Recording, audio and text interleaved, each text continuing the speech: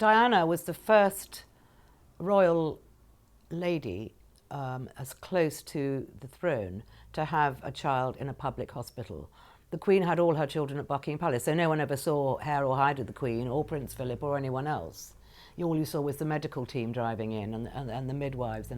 But no, this was the first public. Prince William's was the first birth in a public hospital of someone as close to the throne.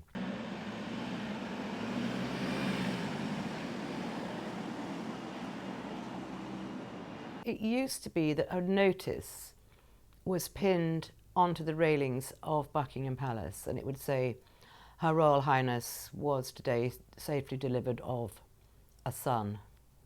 He weighed 7 pounds 4 ounces, and Her Royal Highness is doing well. Something of that sort. Apparently for William and Kate, they are going to put an easel in the forecourt of Buckingham Palace, as they did with Prince William, on which is a sort of a formal announcement.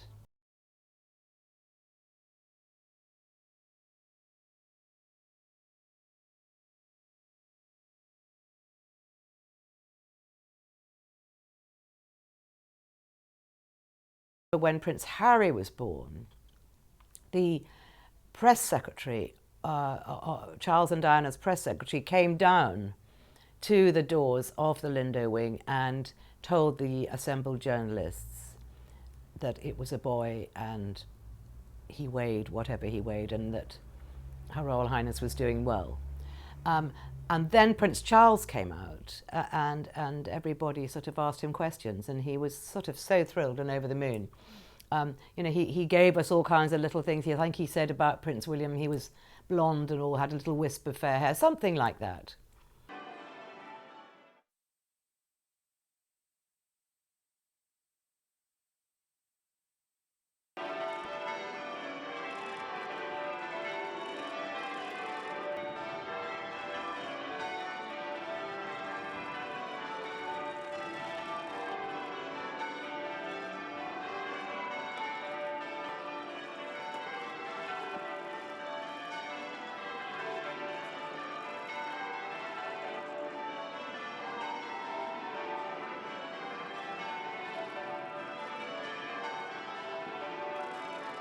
Yeah, there's no. I mean, obviously the christening is the big event, and I mean this is one interesting way in which I think you can say that the traditions aren't invented, in the sense that since Henry VIII, the most important thing about births, deaths, and marriages in the royal family is that they are associated with the Church of England, because the monarch is the supreme governor of the Church of England, and so the Anglican ritual that surrounds these life events, I think, remains very important. I mean, thus the significance of royal weddings.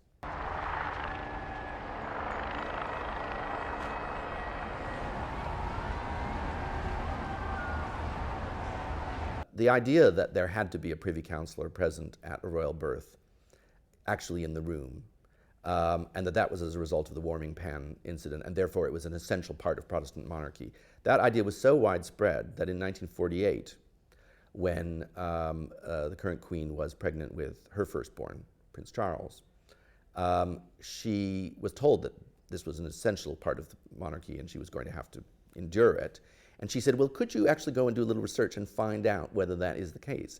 And the courtiers did some research, and of course they discovered that it wasn't the case, that it was a recently invented myth. And so that's when the alleged tradition came to an abrupt end, not long after it had been invented, because the Queen said, if I don't need to have a privy councillor, I'm not going to have one, and she didn't. I think this birth will be very public, not because William and Kate want it to be, but by very dint of who they are and what's happening.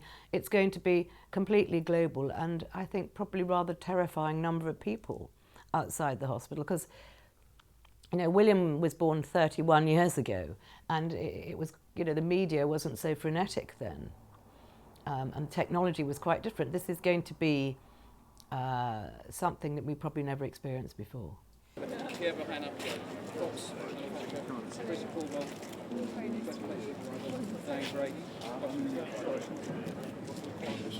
In the 20th century, the royal family, I think, has, partly because they learnt the lessons of Queen Victoria, has been very, very responsive. It's a fine balance, because one of the things the public wants is apparent continuity, thus this invention of tradition. But at the same time, the public doesn't want traditions that it finds insulting or inappropriate. And so I think the abandonment of male primogeniture is an interesting case.